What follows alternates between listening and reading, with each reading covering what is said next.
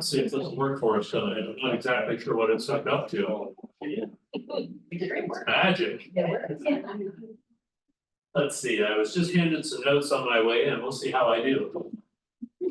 For one thing, my name is Dave Rucker and I am your Yamhill County Historical Society Board President, and welcome everyone to Secrets of the Past. This is a quarterly program we hold here, a speaker program.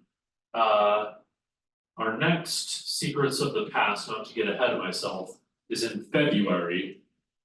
That speaker is not confirmed, so watch your emails if you're a member.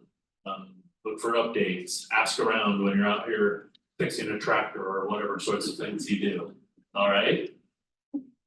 But for tonight, first, just because this is my thing, if you wouldn't mind setting your phones to silent or mute or something like that. Thank you very much for that. I recognize a ton of faces in here, so everybody might already be a member and or a volunteer. If not, and you like what you're here tonight and you like this sort of thing in your town, in your county, we have a big old desk right out front and you can check in with myself or anyone else there and talk about membership and volunteering with us. It's number 3, I'm doing pretty good so far. Let me tell you a little bit about our speaker. His name is Mr. Edward Loy. He's been a resident of Albany. Hopefully this is all accurate, Mr. Loy. Since 1945 with his wife Patricia, who I think maybe is over here. Yes, welcome. After retirement, Mr. Loy began volunteering at the Albany Regional Museum. He focused there on writing articles for that museum newsletter and absorbing a sense of the town, Albany that is, history. In 2010, he wrote Timber! Exclamation mark. That is a history of the long-running Albany Timber Carnival, which sounds very cool. I could go to a timber carnival any day. 2011, Mr. Loy began to research the history of Albany from the mid-19th century to the present, and that led to Gem of the Willamette Valley, a history of Albany, Oregon. He has a bachelor's and master's degree in history from the University of Oregon. That is everything I know about Edward Loy. I hope to learn more. This is the presentation topic tonight, Chasing the Echo. You probably already all know that that's the topic. Did you know, however, that those books are for sale on this table right over here? I'm imagining we maybe even get a signed copy.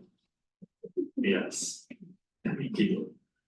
I've read a little bit of it. I know the background of it, and then I think, because I always think about Yamhill County history and where we are today.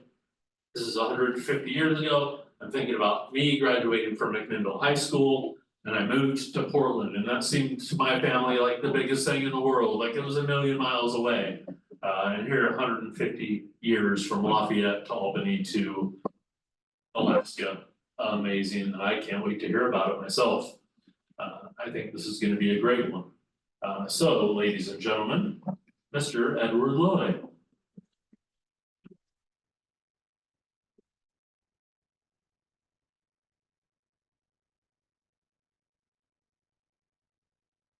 Thank you, and thank you all for your interest in coming out to hear what I have to say. I hope it will be of interest to you. I'll plunge right in. Can everyone hear me?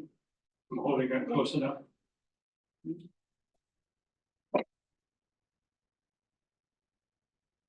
The book, I think, can be looked at compared to a drama, a stage play, with the main character being Charles W. Watts. Charlie joined the gold rush in November of 1897. The entire gold rush ran from August of 1896, when the gold was discovered, to about the midsummer of 1899, when people were beginning to move on elsewhere. They got discouraged they moved on to Nome where gold was being discovered on the beaches there. And it was really easy to find for a while.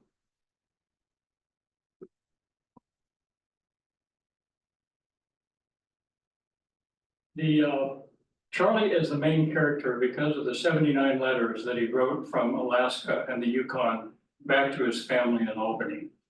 He had a wife and a daughter that he did not take with him to Alaska and the Yukon. He encouraged his wife to come, but she was reluctant to and never did go.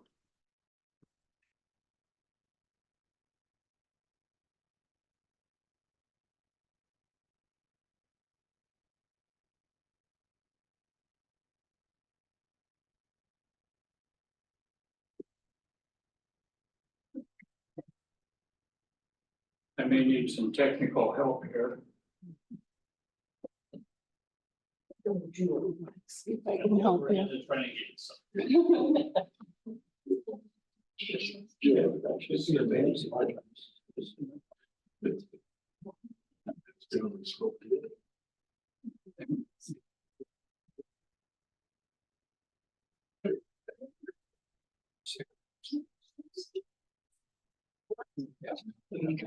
Thank you. The arrow there points to Charles Watts. He's a rather tall fellow, dark with a prominent mustache and sloping shoulders. Charlie was an outdoorsman who loved hunting and fishing and was known to go to places like Southern Oregon for a month at a time. He had a business in downtown Albany, a printing business, and also published a small newspaper. But he also did love the outdoors, and so he could tear himself away from his business for as much as a month at a time.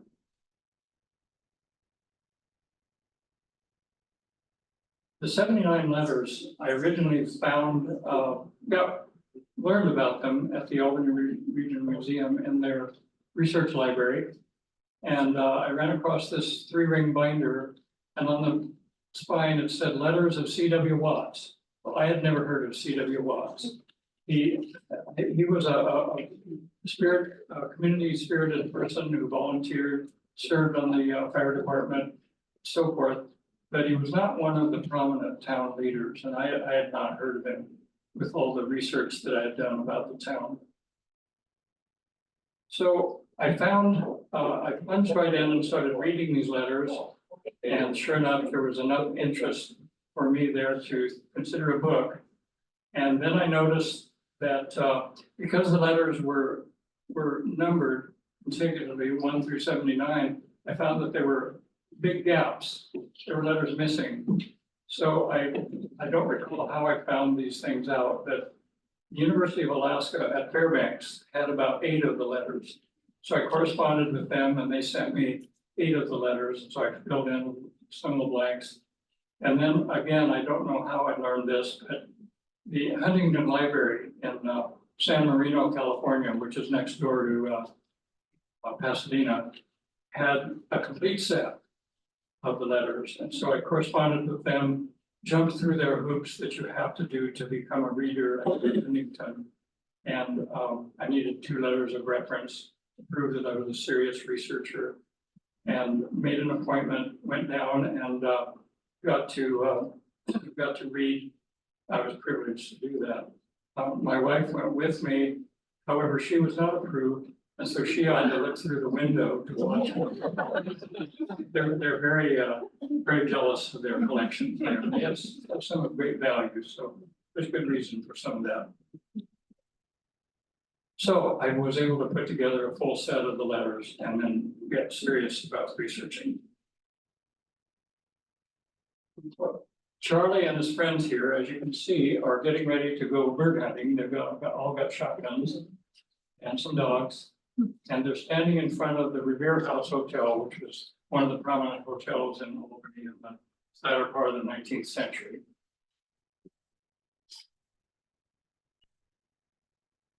Charlie was born in 1858 in Scappoose into a pioneering family that crossed the Oregon Trail in 1852 under the leadership of Watts.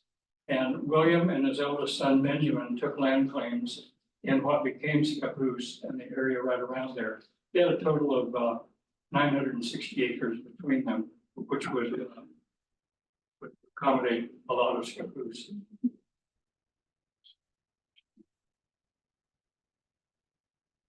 Charlie did the first about 5 years of his life in Scappoose, and then he moved with his family to Lafayette. And his father, John W. Watts, was a very prominent man, and I'll talk more about him in a bit. But Charlie was a very gregarious, friendly man who had a sense of humor. And he published this weekly Sunday Telescope newspaper. It was a little local tabloid. And if you, maybe you can read the print, but it says bright and newsy, read by everybody, published for fun, edited for glory. Sent to all parts of the state, and the owner pays the freight, filled with spicy local news only. So it was a very small local newspaper. It did not compete with the Oregonian. He married Emma Miller McNary in 1880. She was from up near toward Salem, toward Dallas area there, out in the farm ground. And her father was Alexander McNary, who was a pretty prominent farmer back in that day. They had one daughter, Irma, born in 1882.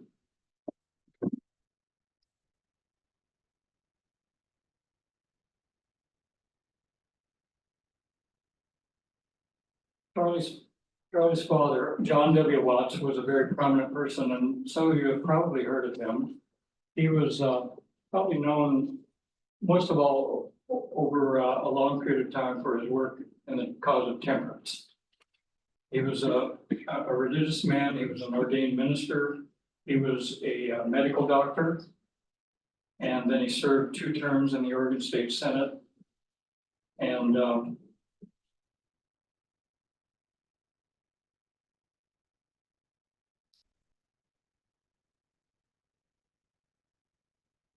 but to go back, I'll back up for a moment. He came with his father, William, over the Oregon Trail in 1852 and settled, as I say, in Scappoose. And then he was also a delegate to the State Constitutional Convention of 1857. And while he was there, and he was only 26 at that time, so he was showing some definite ability and had the respect of his neighbors. He didn't hesitate to state his views in a loud, booming voice and became known thereafter as Foghorn Watts.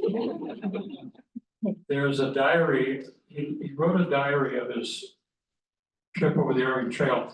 And one copy, the original copy, is now at the University of California, and it's called the Foghorn Diary.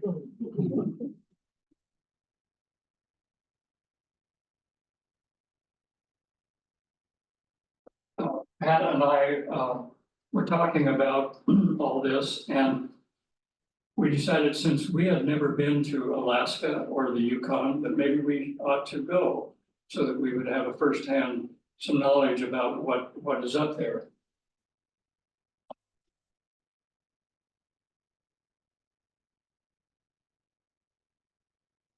So here you can see Anchorage, Juneau down here, and then Skagway. And if you've done an Alaska coastal cruise, you've probably been to Skagway. And you know that there's a little narrow gauge railway that goes over the mountains.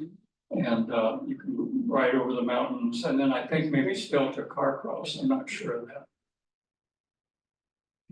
So we took a bus. We were on a budget, so we didn't ride the train. We took a bus from Skagway to Whitehorse and rented a car and then drove the about 325 miles up to Dawson. That was not the case, of course, in Charlie's day. He did not get in a rented car and drive to Dawson.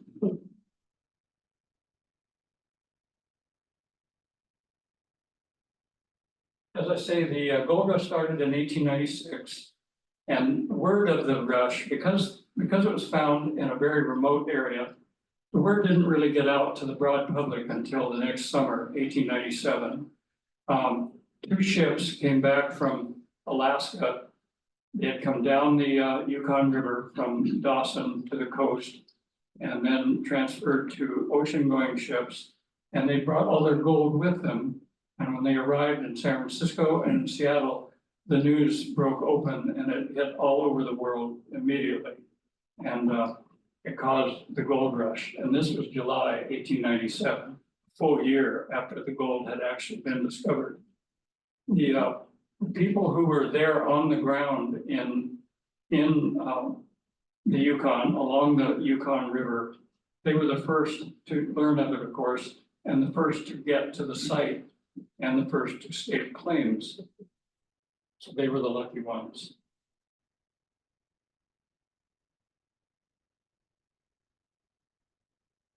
Charlie went up this route in November of 1897 when he finally made up his mind that he needed to go north.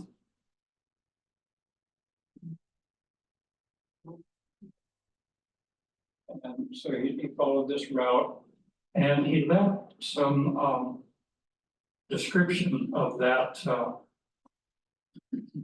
route, which I will get to in a moment.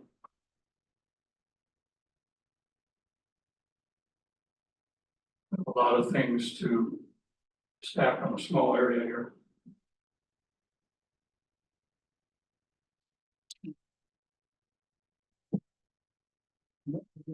Houses. Oh, I found it. Buried here. I wouldn't be able to read much without this.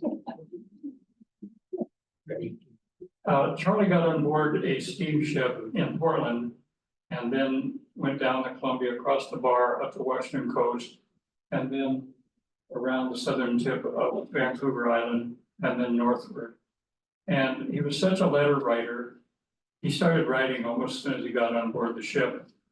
And he wrote to his wife, Emma, says, "My companions are four: Mr. Burkhart of Portland, Mr. Smith, ditto, Mr. Diamond, a drummer, and Mr. Matlock of Pendleton. We all room together and are hardly ever apart." This was after they had been on the ship about 2 days. They were hardly ever apart. They are playing whist now as I am writing this. They wanted me to play, but I preferred for this time to write so you would receive it by return steamer. He went on to write, "At a special request from the captain, I have eaten at his private and no hotel sets as fine a bill of fare. Meals at 8, 12, and 5, pretty close together, but I never miss one. Let me give you yesterday's as near as I can remember. Breakfast, mush, tea, coffee, or ice water, steak, breaded veal cutlet, eggs, any style. Then for lunch, chicken soup, every kind of meat, oyster patties, Boston pudding, etc. Supper, fried spring chicken patties, all kinds of meat, soup, chicken broth, pies, puddings, cakes, a dozen fancy French dishes, sardines, nuts, bananas, apples, canned peaches, and well, I was foolish to try and enumerate nearly everything you can think of."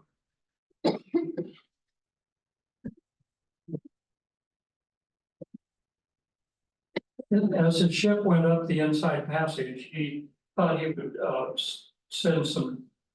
make a description of it. He says, "The trip is just a succession of islands, the channel winding around back and forth among them till it almost seems wonderful the captain can tell where to go. Some places the channel is very narrow. At one in particular, it is not 6 feet from the boat to land. It could easily jump ashore from the ship." Then Charlie could sometimes get a bit poetic in his writing. And as the steamer sailed farther into the passage, the weather worsened, but he wrote, "Some days the sun shines warm and bright, but since we have come among the islands containing high hills covered with snow, the wind, which is blowing hard, is very cold. Just before leaving Portland, I bought a pair of storm rubbers and a big thick sweater, and it was the smartest act of my life. Then he goes on to say, scattered in the winds are snowdrops, which writers say are the harbingers of spring. But here it is only autumn, and with frigid sting, they fall driven by the sharp wind over the land of frozen blight. Upon every side, the mountains, lifting their heads in grandeur above us, catching the last rays of the sinking sun, are covered with frozen snow. About them grow forests of tall firs, where deadened branches quiver low and loud. All along the shore, every mile or more is a house where some family lives, the owner making a living either at fishing, cutting wood for coasting steamers, or logging.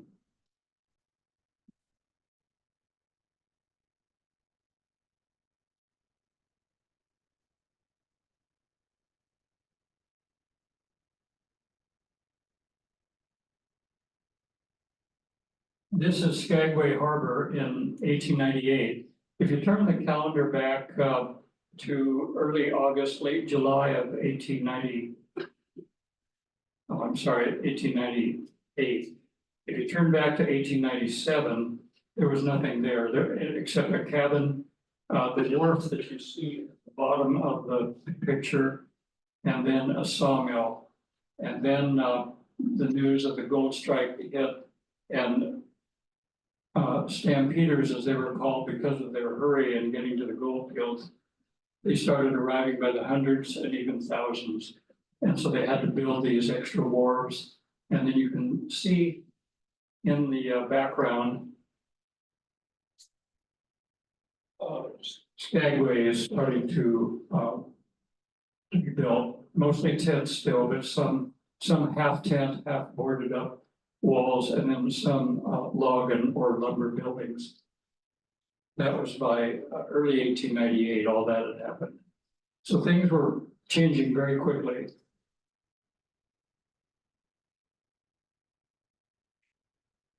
Charlie at this point had no firm idea of what he was going to do. He left Albany with $65 in his pocket, which now of course would be not much, but then $65 was enough money to get a room and some food. He also was frequently lonely and expressed that in his letters.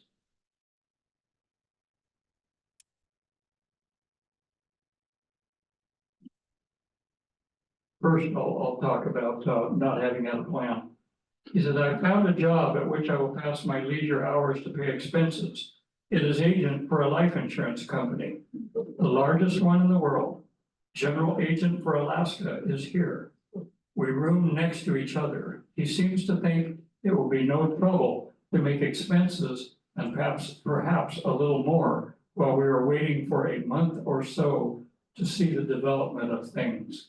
So Charlie really had no firm idea of what he was going to do.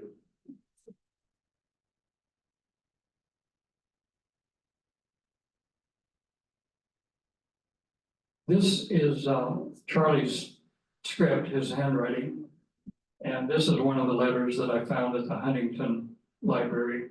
Most of the letters I worked from were typescripts, so I didn't have to try to decipher handwriting. But this reads, my dear Irma was his daughter, and this is in a couple of weeks after he had left home. He says, my dear Irma, sometime when you are 2,000 miles from all friends and in a strange land and among faces of which not a one is familiar, you will, if that is ever the case, appreciate the receiving of a letter from home. The steamer came in last night at midnight, and this morning I was at the post office early. It takes quite a while to distribute 2 wagon loads of mail, but I fortunately waited and was rewarded with one little letter. But it was from you and home, and I was satisfied. It was almost like seeing you. I read it over and over, not less than 3 or 4 times, and it was so short.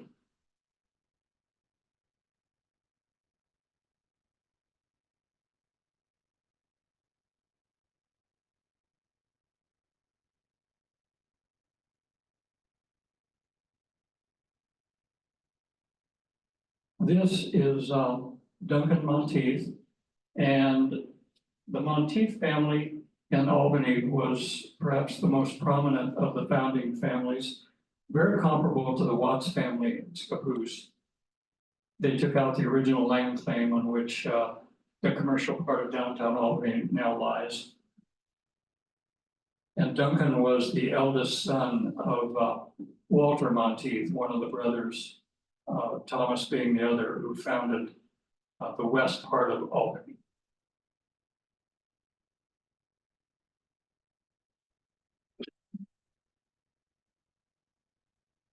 Charlie, as I say, came north in November of 1897. Duncan waited. He had a real estate business in downtown Albany that he felt obligated to look after until he sold his half to his partner. And then in January of 1898, he joined Charlie up in the Skagway area.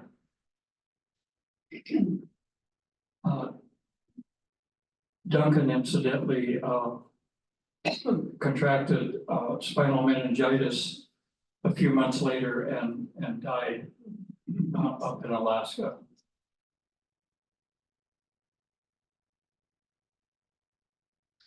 This is the White Pass Trail. The first challenge of the Stampeder, the gold seeker, was to get from the coast to the interior. And one of the routes was the White Pass Trail. This is the railroad now roughly follows this trail.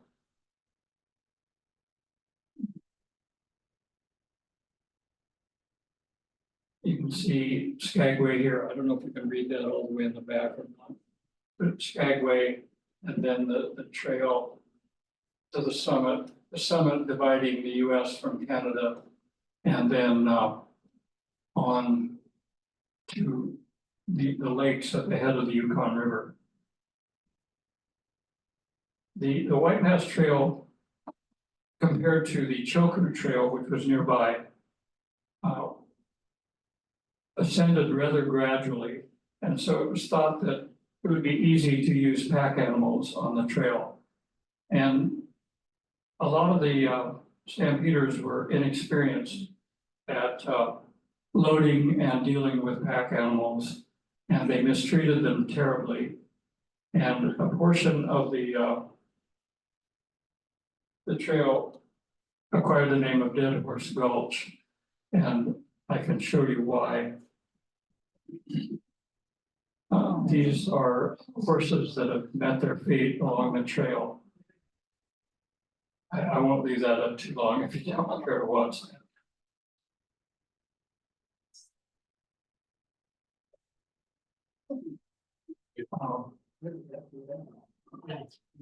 The author Jack London left a very eloquent description of what happened on the Dead Horse Trail, and I would like to read that. This was part of a fiction story that he wrote, but his description of what happened on the trail is quite accurate. The horses died like mosquitoes in the first frost, and from Skagway to Bennett, they rotted in heaps. They died at the rocks, they were poisoned at the summit, and they starved at the lakes. They fell off the trail, what there was of it, or they went through it. In the river, they drowned under their loads, or were smashed to pieces against the boulders. They snapped their legs in the crevices and broke their backs, falling backwards with their packs. In the sloughs, they sank from sight or smothered in the slime, and they were disemboweled in the bogs where the corduroy logs turned up in the mud. Men shot them, worked them to death, and when they were gone, went back to the beach and bought more. Some did not bother to shoot them, stripping the saddles off and the shoes and leaving them where they fell. Their hearts turned to stone, those which did not break, and they became beasts, the men on the Dead Horse Trail.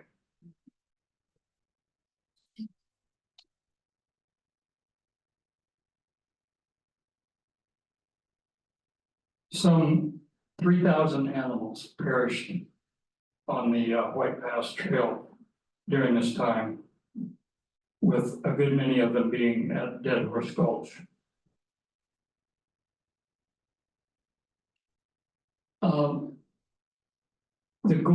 This challenge of getting over the trail from Skagway to Bennett, which you can see Bennett at the top of the slide, was horrible. It took a terrible toll on people. So it didn't take long for entrepreneurs to figure there has to be a better way to get people from the coast to the interior. And so this slide, cutting the grade for the White Pass and Yukon Railroad, a group of well-heeled British entrepreneurs were convinced that a railroad could be cut over White Pass. You can see that portions of it were extremely challenging, very dangerous. So they hired a bold, brash Canadian named Big Mike Haney to lead the construction. And Mike Haney, when he heard that people were doubting that he could do this, he said, "Give me enough dynamite and snooze, and I'll build you a railroad to hell."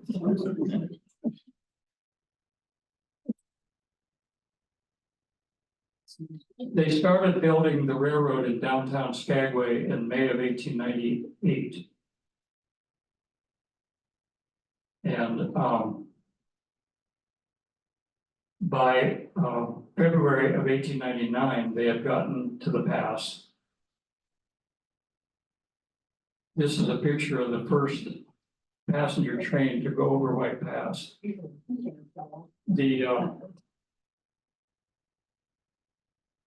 This black spot right there is the mouth of a tunnel through the mountain.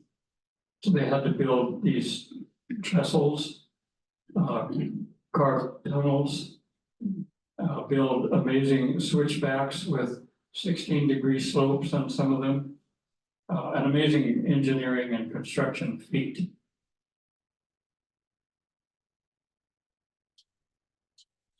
There were 35,000 men in total who worked on the railroad, never fewer than 1,000 at a time, and then typically closer to 2,000 working at a time. 35 men lost their lives building the railroad.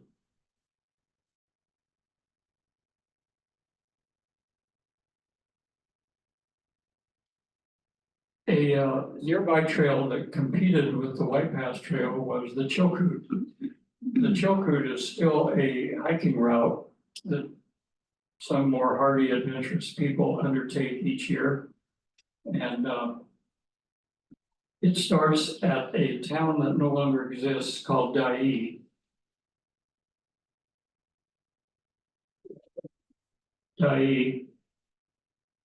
And then goes up rather quickly to the summit.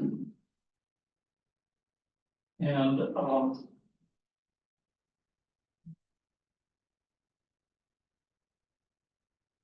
this is the classic picture that probably a lot of you have seen in books about the gold rush. That's a continuous line of men, and there were stairs literally carved into the ice going up that grade.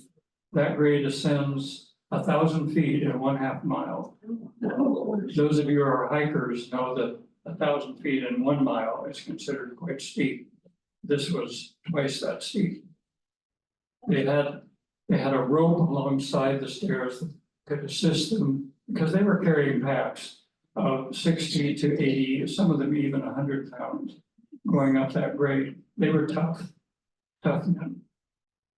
And a few women too, by the way.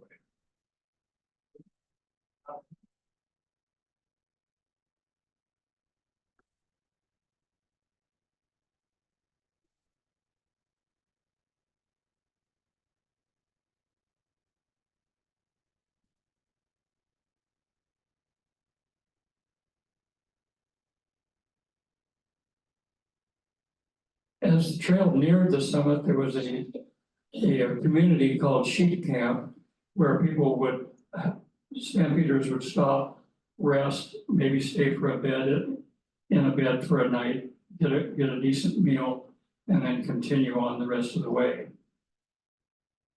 Charlie and friend Duncan went to sheep camp on April 3rd, 1898. And at that time, up above on the trail, a sizable contingent of stampeders and construction workers, about 200 in number, were buried in an avalanche. And this is the scene. All these figures you see are digging bodies out. A lot of them survived, but 63 is the best count that I know of. 63 died in that avalanche.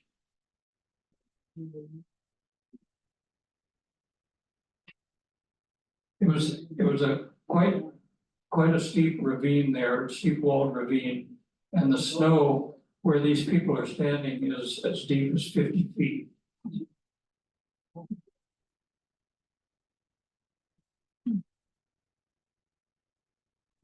And Charlie and Duncan continued on up the morning of Palm Sunday and the April 3rd, and the slide came to have the name of the Palm Sunday slide. But he wrote back to his wife on April 7th, a few days later. He said, returned from Daae via sheep camp, was at the awful slide for 2 days and 2 nights reporting. Bear in mind that he was a newspaper man and a reporter. Saw all the dead and interviewed all the saved. 41 bodies taken out, 60 taken out alive, 22 known to be under the snow yet. It was awful, awful.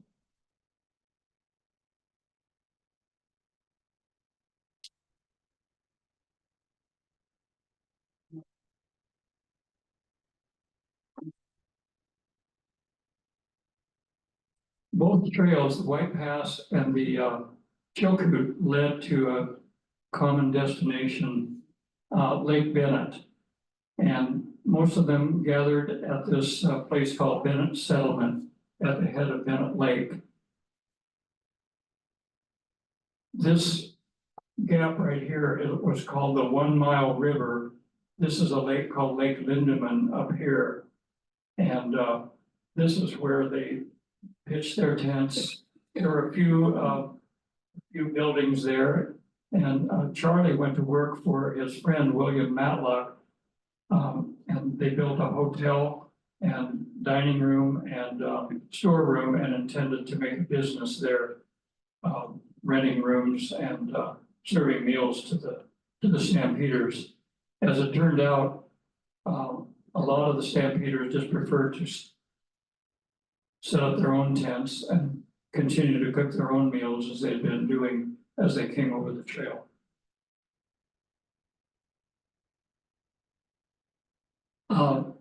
Now this is June 1898, and Charlie had already left by that time. He left in late May in a 20-foot boat with 4 other men and a ton of equipment and supplies. So it was a well-loaded boat.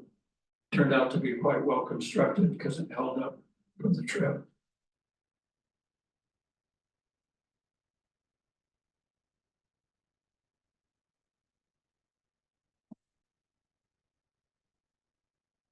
So after they arrived at Bennett, the first thing they needed to do was start sawing lumber to build a boat. They did this by this method called whipsawing. They would set up this stand and mount a log lengthwise on top, and then one man above, one man below, and they would cut the log into lumber lengthwise. So it's quite a task. And tempers would flare when one man would think he was doing more than his share of the work. And it was said that 2 angels could not saw 1 log that way without getting into a fight.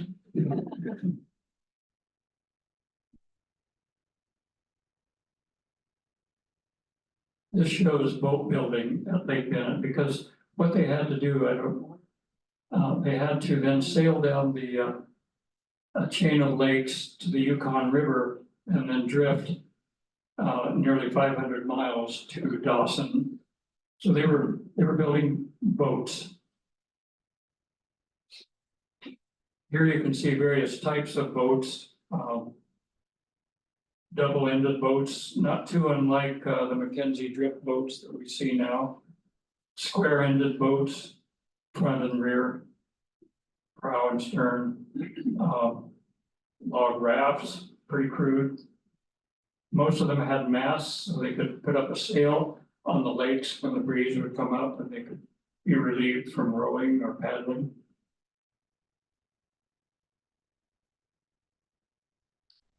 This is the route that they had to go. This is Lake Bennett, the settlement of Bennett right here. And then they had to go through this series of lakes. Right here, the town of Whitehorse is right about where that Whitehorse Rapids is, and that's where the name comes from, or Whitehorse. Miles Canyon and the Whitehorse Rapids were the two most dangerous sections of the Yukon River. And lots of boats were demolished. A few were drowned, a few stampeders were drowned, and a lot of food went into the drink. So they would continue on through Lake LaBerge. And then finally to Dawson. 500 miles. They typically would do it in 8 to 10 days, perhaps a little longer if they had misfortune. This is one of my favorite pictures. The ghostly quality of it. You can see the flotilla of boats on one of the lakes, Lake LaBerge. So I had to include that.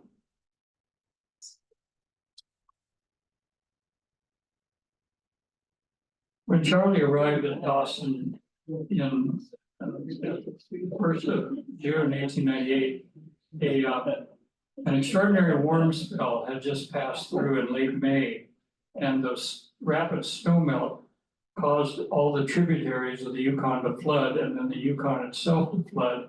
And Dawson lies on a very low plain, and it was poorly drained. And where this picture is now, the water was 5 feet deep, and then it quickly drained away, and so it was left with a sea of mud. And you can see the wagon there is up to its axles. Then you also notice the row of men standing along watching. Well, that was what happened when thousands of men came into a boom town and found that there was not a lot to do. Some of them found work, the fortunate ones. That was the second test. No, actually, let me back up. The second test was the river float. The third test was actually finding something to do that would pay and you could survive. A lot of them didn't find that until they turned around and went back home as soon as they could raise the money for a ticket.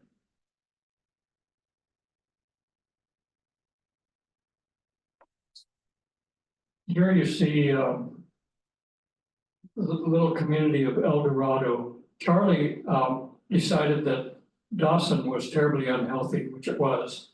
A lot of people got sick there from the unsanitary, crowded conditions. So he went and moved his things up to El Dorado, which was higher in elevation, and about 14 miles from Dawson. And the air was fresher, much healthier. And he spent several months there. The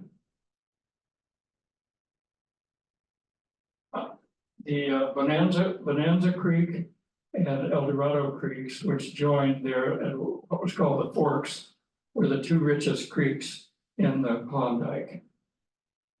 Millions and millions of dollars of gold taken out of those creeks. And what they had to do, of course, the mining method, I won't spend too much time on it, but because of the permafrost, they had to build fires and thaw, perhaps a couple of feet at a time, dig that out, build another fire, go down another foot or two until they got to bedrock, which is where they tended to find the gold if there was any. So that was a very laborious, time-consuming process.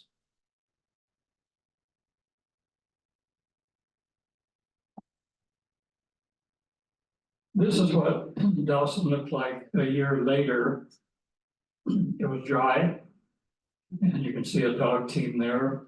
And the wagon, not mired in mud, but still men along the side watching, nothing to do but sit there and watch.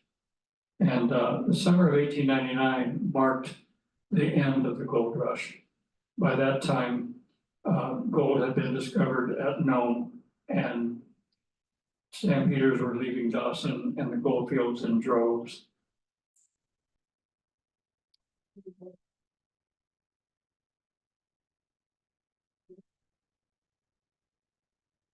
And that concludes what I have for presentation. And I thank you very much for your attention.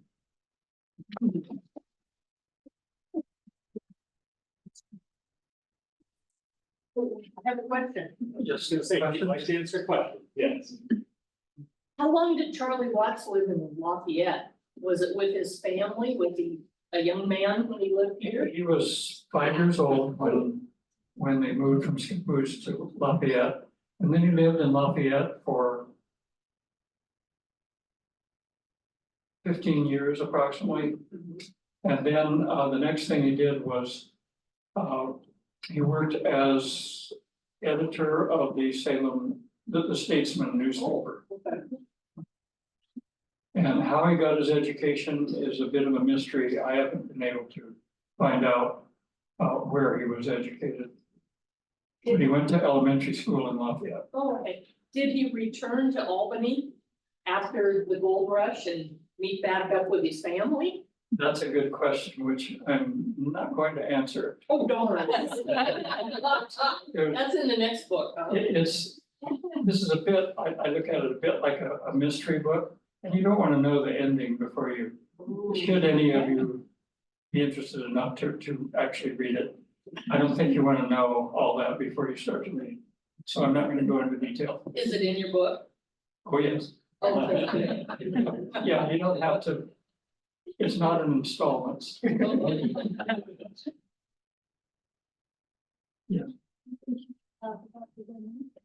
Oh, absolutely. I'm sorry. There were a number of characters.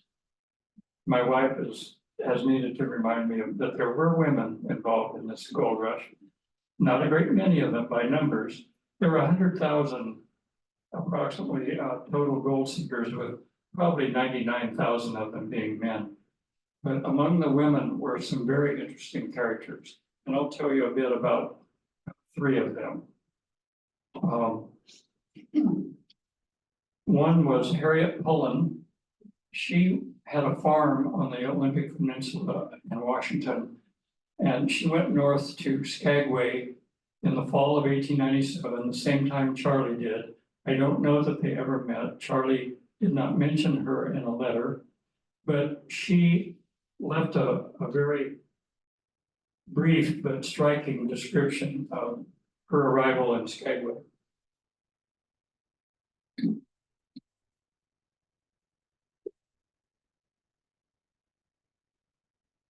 If I can find it.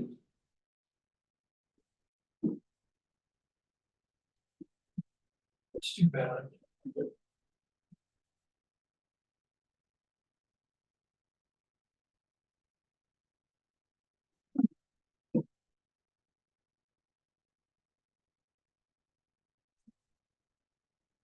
Oh, here it is. Okay, Harriet writes, I only had $7 to my name. I didn't know a soul in Alaska. This was when she landed in Skagway. I had no place to go, so I stood on the beach in the rain while tenant Skagway of 1897 shouted, cursed, and surged about me. You can imagine, it's cold and it's raining and you don't know anyone, you don't have anywhere to go. A second lady who was very interesting. Her name was Belinda Mulrooney. You may have heard of her. She was, as the name implies, she's an Irish, very young Irish woman who found work in various places. She was industrious. She was a saver. She was an entrepreneur. She saved enough money while working on ships along the Inside Passage that when she got word of the gold strike, she bought silk cloth and hot water bottles, among other things, and thought that's what those people up there in the gold fields are going to want. They're not going to want beans and bacon. They take those in themselves. And so that's what she took in, and she made a windfall profit, proceeded to go into building. She hired crews of men to build cabins for people who were arriving in Dawson and needed places to live. And then she bought mining claims and mines and became one of the very richest people in the Klondike. Eventually, she fell in love with a charlatan, a fake count, and they ran off to Paris. They got married. They went off to Paris, spent a lot of money, and Belinda became disillusioned, and she came back, and hubby stayed in Paris until he ran out of all of his money. Eventually, they divorced. The third woman, her name was Emily Craig. She was a young woman from Chicago who, with her husband, in the summer of '97, got word of the gold strike.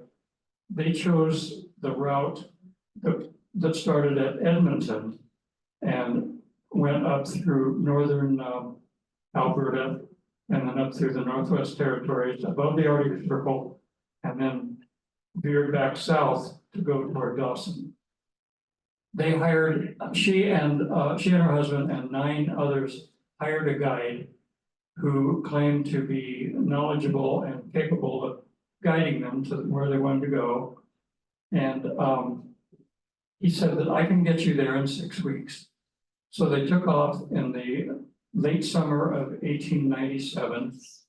And in the late summer of 1899, they finally arrived at Dawson. They ran out of money, out of food. They had to work. Fortunately, A.C. Craig, her husband, was a good carpenter, and he was able to earn money and keep them going. She was the cook and the mender of clothing for the party of 11 people. So she kept very busy herself. Those are three women who did not have an easy life for a while, and then some of them became wealthy. Emily Craig stayed on in Dawson for a number of years, and then later went to Fairbanks, I believe, and stayed there for a number of years, and then came back to the Pacific Northwest. Anyway, thank you for that question. Any other questions? Well, thank you again. Yes. I have a little story that this reminds me of. Sure. Because about 10 years ago, I went up with some friends to the Skagway area, and we were taking a railroad and the old train road going up over the mountains, and it was supposed to go through the tunnel and then back down to Skagway. Well, about a third of the way up, just as we were circling around, we got notice that the train was having to stop because one of the engines was on fire. So anyway, it took them about half an hour to figure out what to do. So they said, well, we're going to have to go back. Unfortunately, you can't go up. We can't take you through the tunnel and all that. But anyway, he said, so what you'll be interested in learning is just stand up where you're sitting. So we were able to, stand up. And they said, these old trains, they are made to where you can just shift the seats around and face the other way.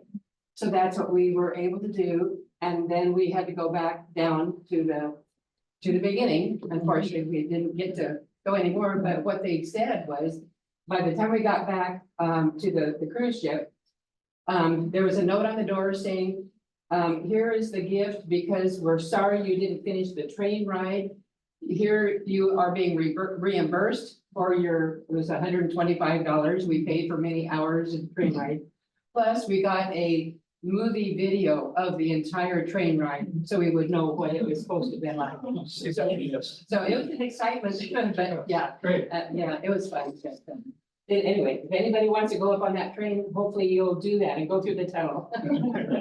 My wife and I, from Juneau, when we went, we took the Alaska Ferry, Oh, which is a very good way to go.